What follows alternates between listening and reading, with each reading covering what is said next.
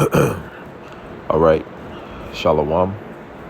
I'm the priest Ain Wah from the GMS South Carolina Midlands camp, coming back once again through the spirit and through the power of Yahweh, Bahashem, Yahweh Shai, Bahashem, Rakah HaKodash. Before I get started with this lesson, I want to give all praises, honor, and glory. Call Haloyam La Yahweh, Bahashem, Yahweh Shai, Bahashem, Rakah HaKodash. Double honors to my apostles, to the bishops, to the elders of Great Millstone that rule well, which taught me this truth, who are the true leaders of Israel today. And also peace, love, blessings, and salutations unto the elect. All right, shalom. Shalom to the few sisters, the Aquaf that listen and follow this truth in silence and sincerity. Shalom to you sisters, to the Aquaf. Shalom to you Israelite foreigners out there that don't have the typical appearance of your typical Hebrew Israelite, but spiritually, pursuant to Romans 8 and 16, spiritually, your line goes back to being a Hebrew Israelite. And as I quoted in Romans 8 and 16, ultimately it's all about your spirit connecting with this truth, right? It doesn't matter how you look. If you hear this truth and it vibes with your spirit and it connects with your spirit, then you are a Hebrew Israelite, man, right? But shalom to you Israelite foreigners as well. But in this lesson, ultimately, I want to go into Wisdom of Solomon, the 5th chapter, just a few verses, and ultimately, wherever the Spirit takes me from there. But, we're in that time to where you see the prophets back on the highways and byways, man, and this is all biblical prophecy. And, the prophets are on the highways and byways prophesying, man, right? And just like the prophets of old, let's grab this real quick. In Jeremiah, the 28th chapter, and the 8th verse, it says, "The prophets that have been before me and before thee of old prophesied, both against many countries and against great kingdoms of war and of evil and of pestilence." And the prophets are back here today doing the same thing. During, the time of all of these different empires and kingdoms that arose and that fell, the prophets have always been around. The prophets have been around since the beginning, you see? So at the end of the day, it's no different in today's time, right now in real time. Right before this kingdom goes down, the Lord sent back his prophets, man. And the prophets are here prophesying, right? Is not America a great kingdom? Let's read Jeremiah 28 and 8 once again. The prophets that have been before me, speaking about the prophets of old. Now, one thing, when you come into this truth or when you hear this faith for the first time, one thing that you have to understand is that the Lord deals with reincarnation. Okay, if you don't believe in reincarnation, you're not going to be able to understand the scriptures. Okay, you're not going to be able to truly understand the scriptures. Like some of these Christian scholars or theologians, who actually, did a bit of research and they study to a degree. They have knowledge, right? But they don't understand, because you have some of these Christian scholars who don't believe in reincarnation. Now, from a historical standpoint, they can be on point with certain things, but when it comes to them completely understanding the scriptures, they don't have any knowledge. Okay, so you have to understand the concept of reincarnation. Now, reincarnation literally just means back in the flesh. Re meaning back, incarnation, or carne meaning flesh. Okay, so ultimately that's what the Lord does. The Lord, as a matter of fact, since I said that, and this is just through the Spirit, when you go to Ecclesiastes, the 12th chapter, it tells you what happens to your spirit when you pass away. Ecclesiastes 12 and 7, "Then shall the dust return to the earth as it was, and the spirit shall return unto the heavenly Father who gave it." Okay, so that's what happens, right? In these Roman Catholic churches or these Christian churches with Christianity and so on and so forth, they speak about heaven and hell. Now, heaven and hell ultimately are just conditions. Now, when it speaks to heaven, you have different. You have the heaven as far as the sky, and sometimes there's in the scriptures the actual sky is referred to as the sea, because of it's made up of waters, right? You have the outer space, which is a heaven, and then you have the third dimension and the fourth dimension where the Heavenly Father dwells. But ultimately, heaven is ultimately when you're in your rulership. Just like case in point, right now, Esau, Edom, the Edomites are in their rulership, mainly speaking about the top one elite, because they're in their heaven, they're in their rest. Now, hell is just conditions being played out on earth. Case in point, right now, us being the Hebrew Israelites, we're serving captivity, so we're in hell. But the good thing is we're about to be, the Lord is getting ready to deliver us from this hell. Even being in these bodies that are subject unto sin, these chains of darkness, this is hell. Okay? So in these Christian churches, they'll speak about heaven and hell, and they'll use that to try to fear people, put that fear tactic into people. They'll say that, oh, if you don't do this and that, if you sin, you're going to go and burn in hell forever and ever and ever. But that's not supported by the scriptures. Okay? So, but what is supported by the scriptures is reincarnation. And right here, this is telling you what happens in the afterlife. Okay? And you let Esau Edom tell it, they'll say that a lot of these atheists, scientific Edomites, they'll say once you die, that's it. Everything just goes black. That's all bullshit. Okay? Let's read Ecclesiastes 12:7 once again. Then shall the dust return. Now the dust meaning, because ultimately that's how the Lord created us. When you go to Genesis, let's see, it may be the second chapter. Bear with me for a second. Okay, Genesis 2:7. And the Lord Yahweh formed man of the dust of the ground. So let me keep reading. And breathed into his nostrils the breath of life, and man became a living soul. And ultimately, the true breath is this wisdom, knowledge, and understanding. So when it speaks about when the Lord put the breath into Adam, Adam was already on the earth and he was already alive. But when he received the breath, meaning this true wisdom, knowledge, and understanding of Yahweh Ba'ashem Yahushua, and that's ultimately when you become alive. But that's a lesson for another. That's a topic for another lesson. But the point that I wanted to bring out is how that the Lord formed man from the dust of the ground, right? So now, going back to Ecclesiastes 12:7, then shall the dust return to the earth, speaking about mankind.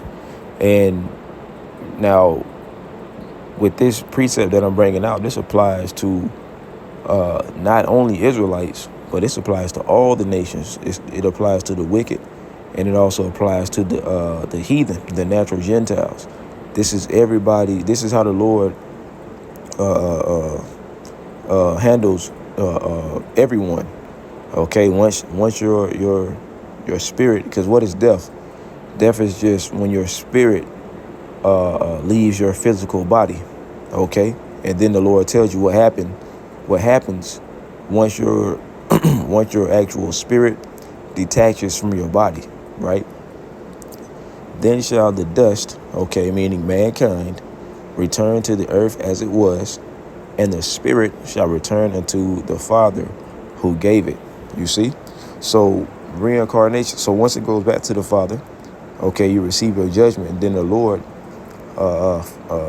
when it's your appointed time to be sent back on earth, the Lord puts your spirit back into a newborn body during the conception period, right? When a man goes into a woman and he drops his seed into the woman, okay. And there's actual videos on this, as far as once the sperm reaches the egg, a jolt of light can be it pretty much ignites, and you can go and look at the videos of it. Ultimately, that's when the Lord is putting the spirit into that body. So that's why abortion is so terrible, because when these women, and Salaki, I know I'm all over the place. I just want to make this point. When the women go and get abortions, that fetus is an actual life, you know. But ultimately, that's what happens. So let's get back to the topic, because I was going into how the scriptures are supported by reincarnation, man. Okay, now let's go back to Jeremiah 28:8. As a matter of fact, let me grab this.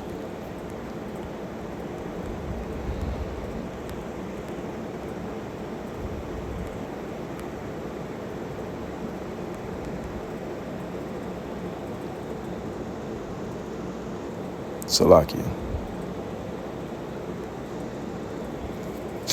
1 Corinthians 14:32. And the spirits of the prophets are subject to the prophets. Okay, so if the Lord creates you to be a prophet, you're always going to be a prophet, right? If the Lord creates you to be a 2/3 nigga, you're going to always be a 2/3 nigga up until, the kingdom is established, man, until the Lord, gets us in our rightful order as being on top, being in power. As of right now, that's how the Lord got it, man. Now, matter of fact, I'll say it like this. If the Lord created you to be a Hebrew Israelite, you're going to always be a Hebrew Israelite. Let's take it a step further. If the Lord created you to be a Hebrew Israelite male, you're going to always be a Hebrew Israelite male. If the Lord created you to be a Hebrew Israelite female, then you're going to always be a Hebrew Israelite female. Now, if the Lord created you to be an Edomite or these other nations, male or female, that's your lot, okay? And that's why you have a lot of these people on the outside. They'll say, oh, well, a part of their doctrine of the Hebrew Israelites, chiefly Great Millstone, they preach on reincarnation. And they'll say, oh, they get that from, the Hinduism or the Buddhists, which that's bullshit. They actually get their reincarnation from the scriptures. But in their religion, their false religion, they'll say, oh, you can come back as a rat or a bug, and that's madness, right? Now, when it comes to reincarnation, you're going to always be what the Lord created you to be, okay?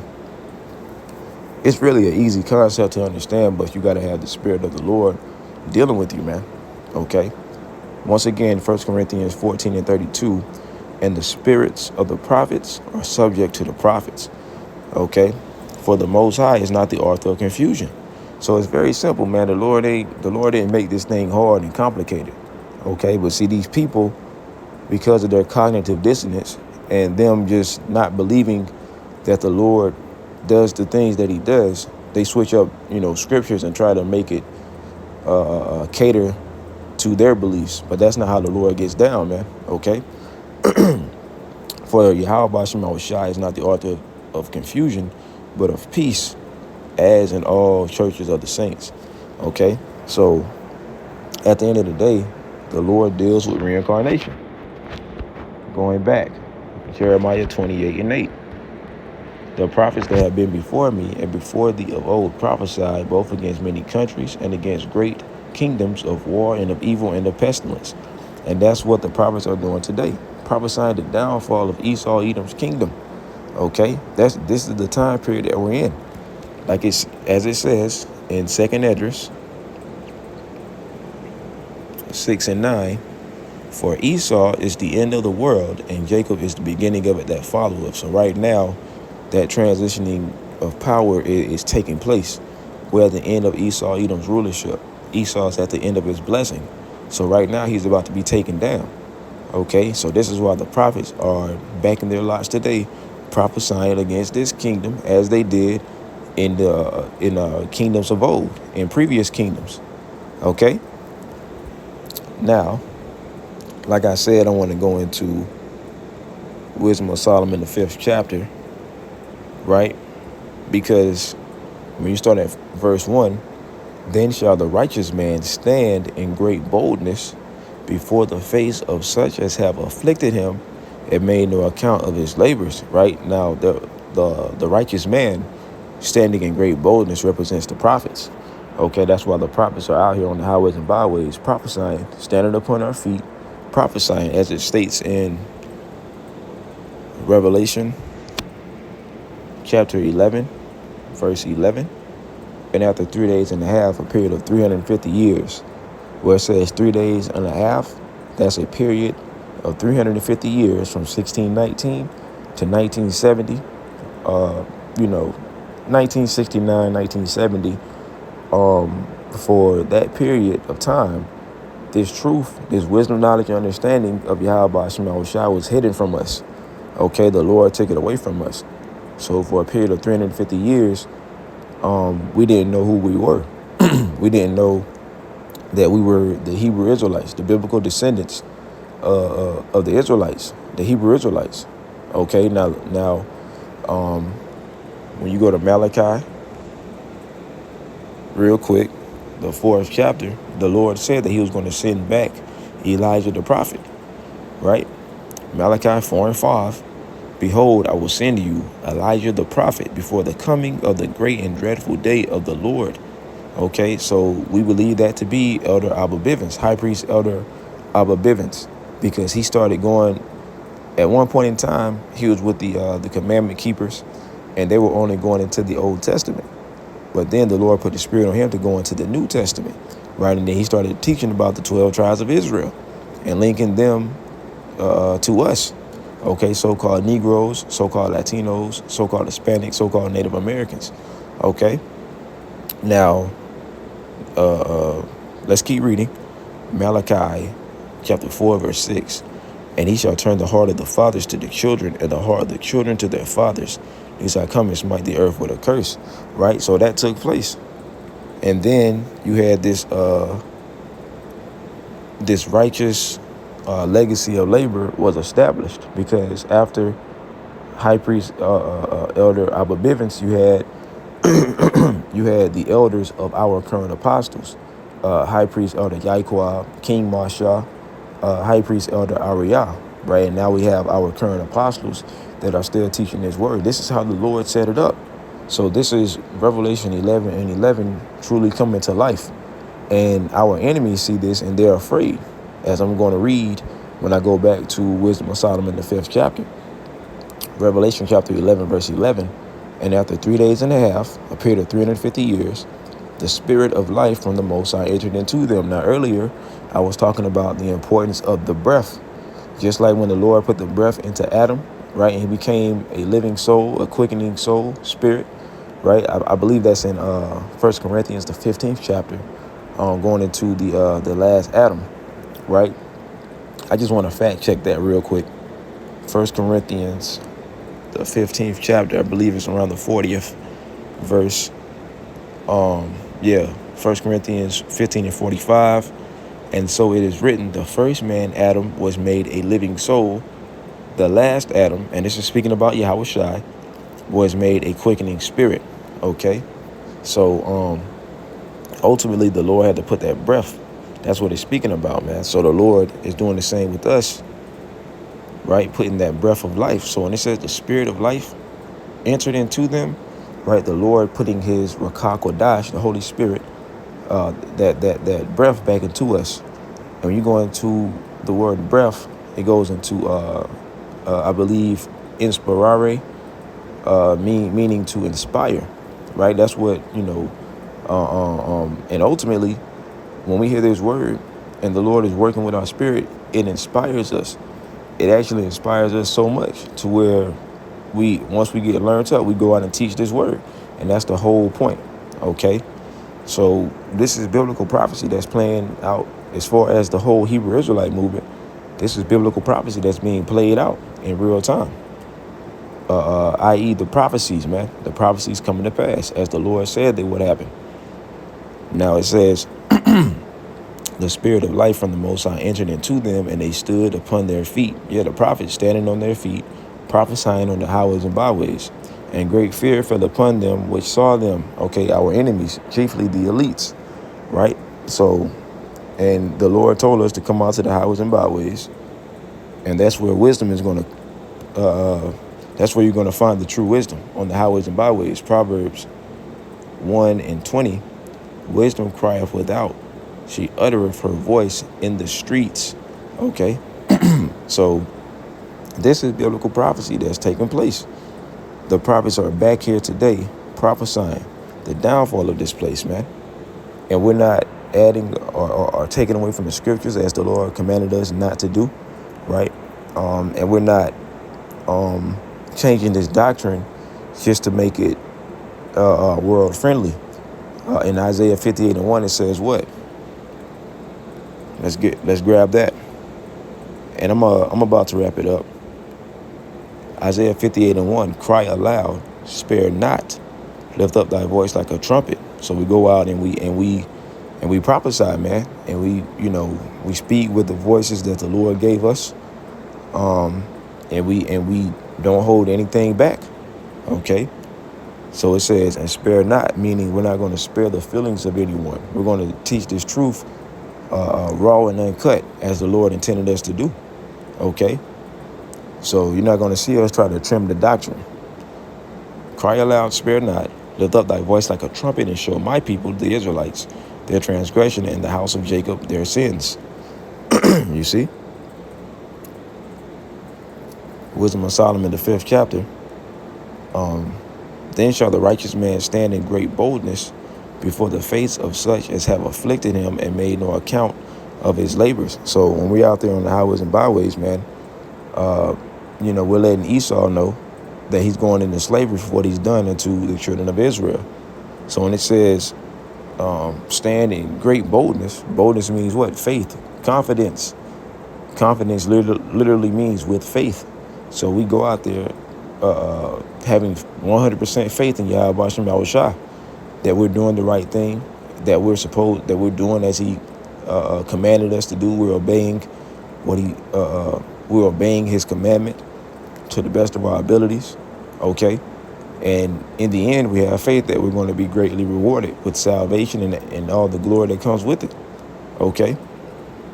Then shall the righteous man stand in great boldness before the face of such as have afflicted him and made no account of his labors. When they see it, they shall be troubled with terrible fear. Like I just read in Revelation 11:11. Okay.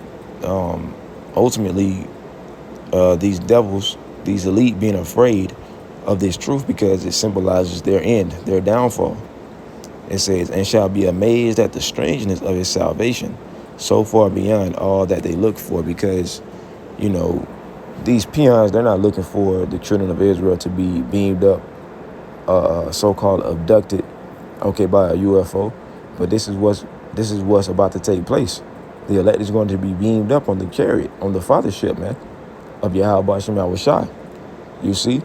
And also, when we go out on the highways and byways, this is a strange thing unto the people. They don't believe that salvation is going to come from us going out on the highways and byways week in and week out prophesying and making our videos. They think that this is a foolish thing. Okay? As it says right here, and they repenting and groaning for anguish of spirit shall say within themselves, this was he whom we had sometimes in derision and a proverb of reproach. Because nobody's looking for the so-called Negroes, the so-called Hispanics, so-called Latinos, so-called Native Americans to be God's children, to be the children of Yahweh Hashem Yahushua. Nobody's expecting that, man, because of the low vibration and the low state that we're in right now, not knowing that ultimately we're in this low state because of the curses. Okay, so the people are going to be amazed when they see who the Lord truly is dealing with, man. When they see, the men of the Lord getting beamed up, okay, and the Lord's multitude that the Lord is going to deliver, consisting of women and children and other men. These people ain't looking for that, man. And the Israelite foreigners getting beamed up, okay? A lot of them black-only Hebrew Israelites, they're going to be seeing these Israelite foreigners getting beamed up, and they ain't going to believe it, So we're coming into some very beautiful times, man. Okay. But verse 4, we fools accounted his life madness and his end to be without honor. So when the people see us on the highways and byways, they think that we're fools. They think that what we're doing is foolish. And they don't understand that it's going to lead to our deliverance. Okay. They don't believe that, but they're going to find out, man, but that's pretty much all I had, man. Lord willing, this quick lesson was edifying. I want to give all praises, honor, and glory to Yahweh, Bahashem, Yahweh Shai, Bahashem, Rakah HaKodash. Double honors to my apostles, to the bishops, to the elders of Great Millstone that rule well, which taught me this truth, who are the true leaders of Israel today, and also peace, love, blessings, and salutations unto the elect. Until next time,